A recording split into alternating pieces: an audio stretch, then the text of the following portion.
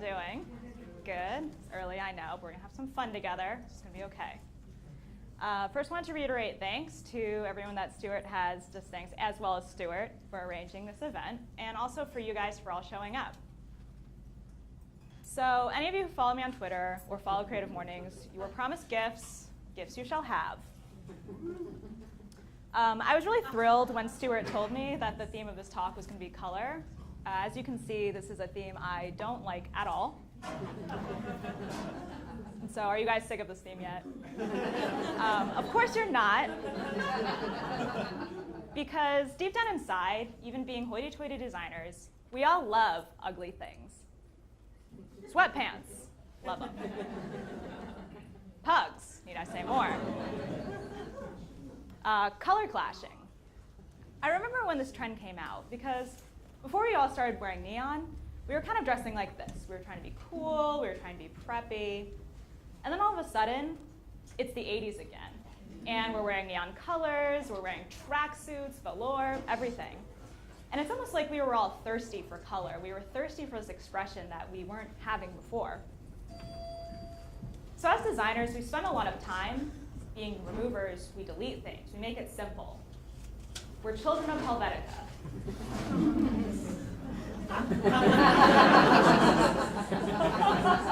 But the world isn't quite like this, right? It's actually really wide and dirty. It's chaotic and busy. And so we find ourselves a lot of the time in this tug of war between what the world is actually like and what we actually want to do as designers.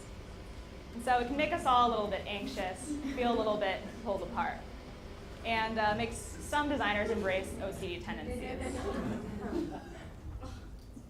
And so we kind of live in this existence where we're afraid that our color will come out of us, as if like we'll express something that won't please someone. As if the color will come out of us. And so we're really scared that people are going to judge us or of being wrong. So this is not a trick question. You guys can answer honestly. Pop quiz, 4 + 5. Good job. 3 times 3? 18 divided by 2. Very good. Your first grade teachers would be proud. That is right. They all equal 9. And so there's a lot of ways to get to 9, but we often find ourselves in this situation where, despite having all these different ways to get somewhere, we are encouraged to take one right path, to do the right thing. And so I want to brainwash you guys, or remind you, that there's literally an infinity of ways to get to 9, literally. And being different can be your armor. So doing the things your way can actually be the thing that makes you into a superhero. So I'm going to start off with a long, sad story. We're going to take the Wayback Machine all the way back to 2013, where I was objectively a crazy person. So what does that mean? I have to be spotless. If I'm not flawless, they'll destroy me. This is words that came out of my mouth to an actual other human being. And I'm not talking about Santana flawless. I am talking paranoid, crazy, they are out to get me flawless. My fear was off the charts. And it made me super emo, made my work suffer, crazy person. I had a case of the yips. And so for those of you who do not play sports, like me, the yips are the apparent loss of fine motor skills without apparent explanation. So what that basically means is that it takes skilled dancers, designers, golfers, and it turns them into something else. So it's all based in fear. That is the big thing about the yins. As we grow up, there's this expectation that we become wiser, we become smarter, we become cool. And the reality is that inside, we're all just giant kids, right? And kids are really funny, because kids aren't afraid of that much if you talk to kids. But the thing that kids are afraid of are patently terrifying. If you told me as a grown woman that there was a monster under my bed waiting to disembowel me in the night, I would freak out. That is a legitimate fear, if true. Kids are not afraid to show some emotion. And kids aren't afraid to get a little bit messy.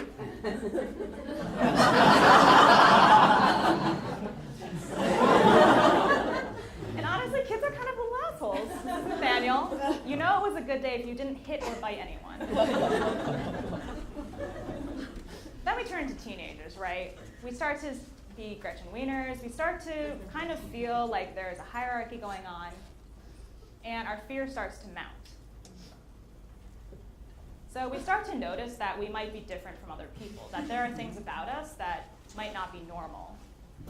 And we start questioning if that's actually okay. And then we start getting in this mode of like, don't squeeze me, I'll fart, and turn into nervous wrecks. So now we're at the present. So now it's 2014, and I am less of a crazy person now, arguably. And you might be wondering, like, what happened that year? How did I get out of that? And it kind of took getting back to my roots. So I dyed my hair purple, like I did in high school, started listening to emo music. And I kind of embraced this idea of like knowing thyself. And for me, that kind of thing was learning to be alone, examining my obsessions, and optimizing for learning always. So you might say, okay, that's still like not quite that clear. So we'll get into the heart of it. So learning to be alone. I'm not talking about hermit alone necessarily, although you can accuse me of being a bit of a hermit. I'm talking about the big American paradox that we all live, which is that as Americans, we really admire individuals. We love rebels. We love cowboys. We love the founding fathers. We love suffragettes. And yet, a lot of our daily life encourages us towards this extrovert ideal of being in a crowd, being likable, caring what other people think about us. And so we kind of accuse loners of being unpopular or just giant grouches. But the truth is, being alone is actually recharge time, right? It's time to do what you want to do. And so the thing I hear a lot when I tell people like you need to learn to be alone at times is that they get really bored, right? It's like, I don't know what to do, there's no one here, it's quiet. And so just really quickly, to start you off, here are like 5 quick ones to do. So recharge in nature, go for a walk, watch that movie, that documentary that no one else wants to watch with you, read a book, go out people watching if you're really that scared to be alone, or learn to do something. And so learn to do something is important when you're alone because it gives you an opportunity to exist out of this world where people are judging you and kind of like telling you what to do and what direction to go in. And it frees you from being judged. And then, when you're alone, you can examine your obsessions properly. So this is a quote by Natalie Goldberg, which is, writers end up writing about their obsessions, things that haunt them, things they can't forget, stories they carry in their bodies, waiting to be released. I really like this idea that your obsessions are you, and that by examining them, you are knowing yourself. So, all of this India finds itself.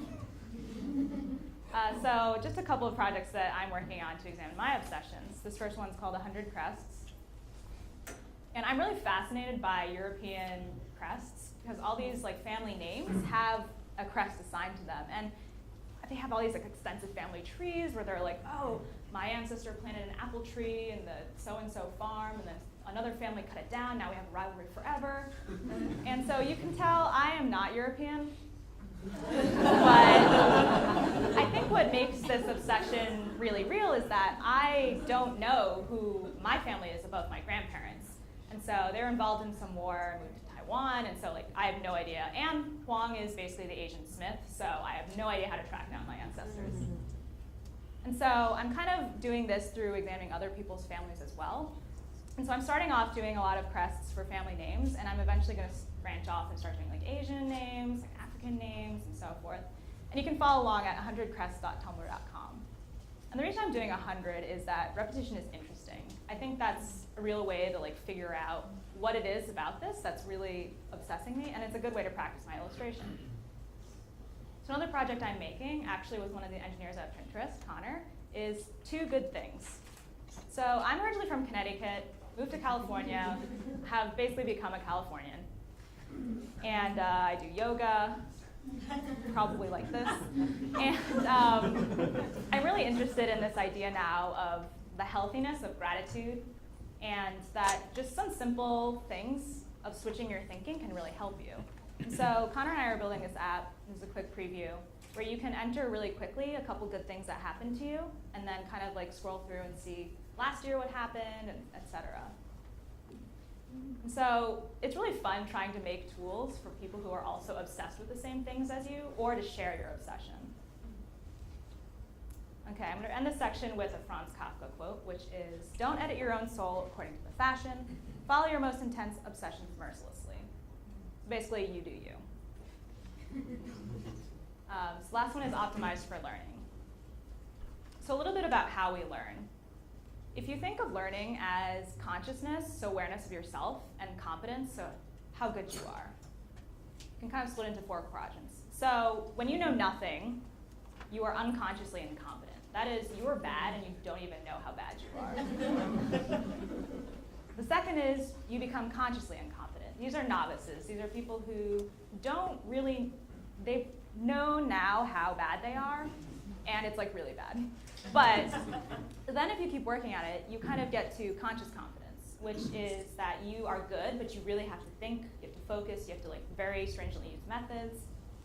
And then you become unconsciously competent, which means that you're basically an expert and you can do it with your eyes closed. So the good news is if you suck, you're already on step 2. So that's good, so keep going. So we live in an age where we have the internet, and we have access to lots of tools. So it's really a good time to be learning things. And so I joke with my friends that I'm a pioneer woman. Basically, I do a lot of like semi-useless handicrafts, like knitting or blanket making. But you definitely want me on your Oregon Trail team. That's basically the end of that. But I'll walk you through a couple of things that I'm learning randomly. So I'm learning to make soap. Haven't you guys seen Fight Club? Yeah. Well, there's a scene, for those of you who haven't, where Brad Pitt throws lye onto Edward Norton's hand, and then puts a reactant on it and like burns his hand. Everyone freaks out. It's not great. But the thing is, this is actually true. So like, soap making is actually an exercise in science. Like you have to mix chemicals together, and the reaction makes soap. And so it seems really dangerous, but I was like, how dangerous is this actually? So I went on Google and did some searches. I made a Pinterest board, have some inspiration and some recipes on there. And I just went on Amazon and just ordered a bunch of stuff to get started and see if I could actually do it. There's a picture of me making soap and 2 batches of soap I've made.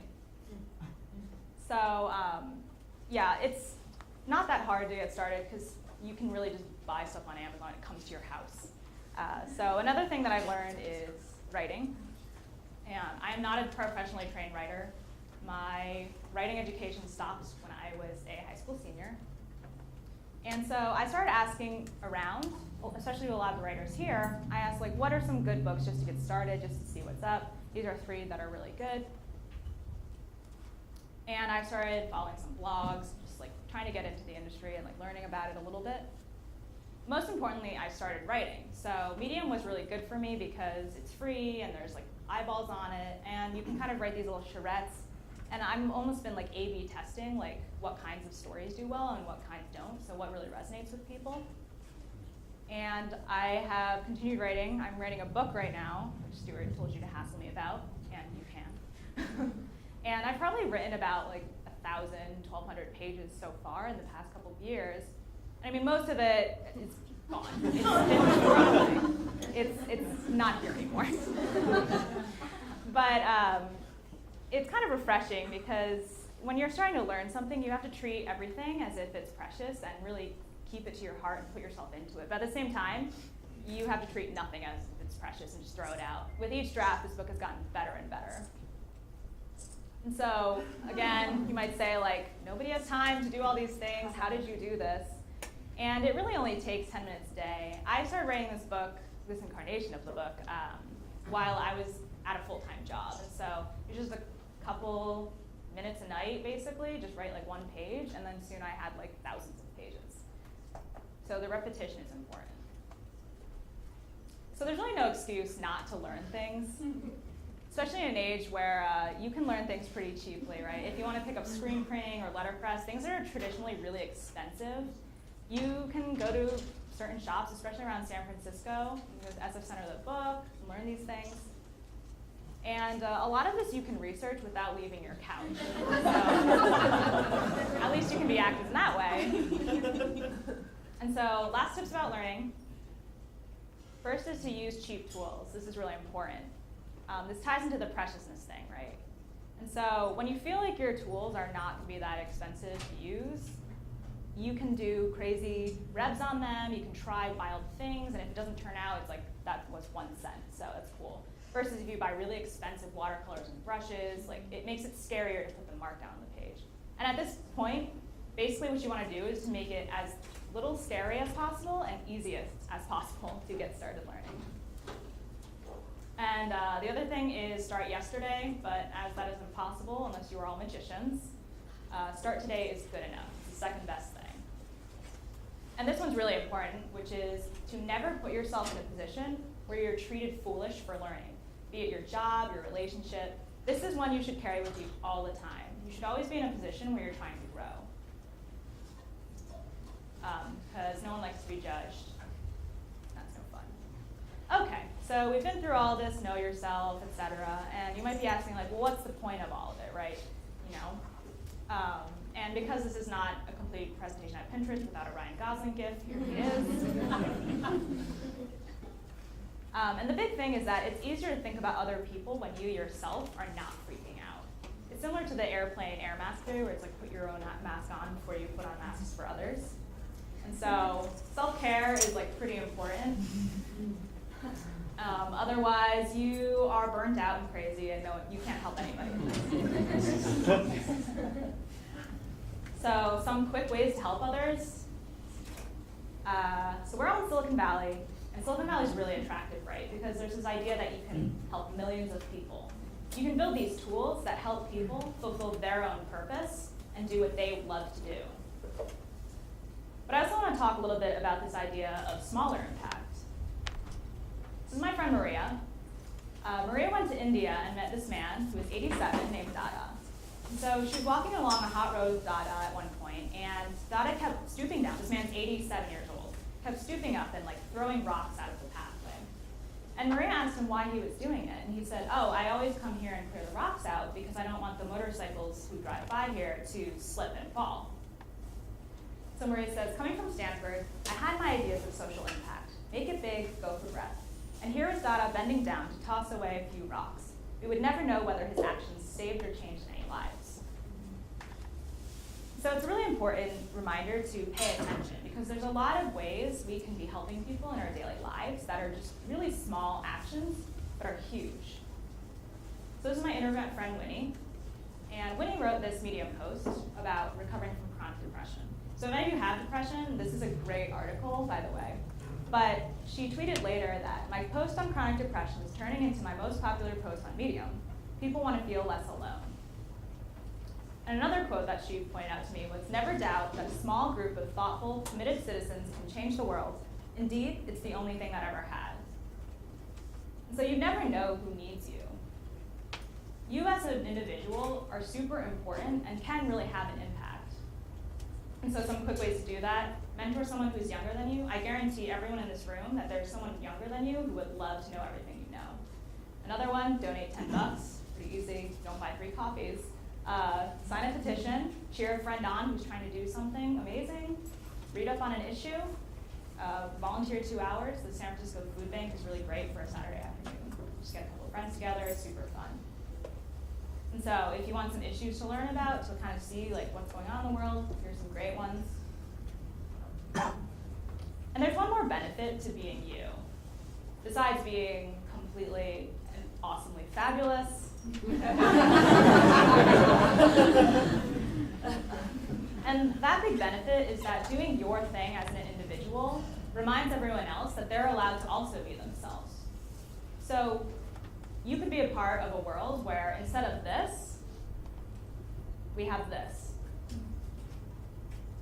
And so instead of being scared that people are going to squeeze you, welcome it. And shine on. Thank you, guys.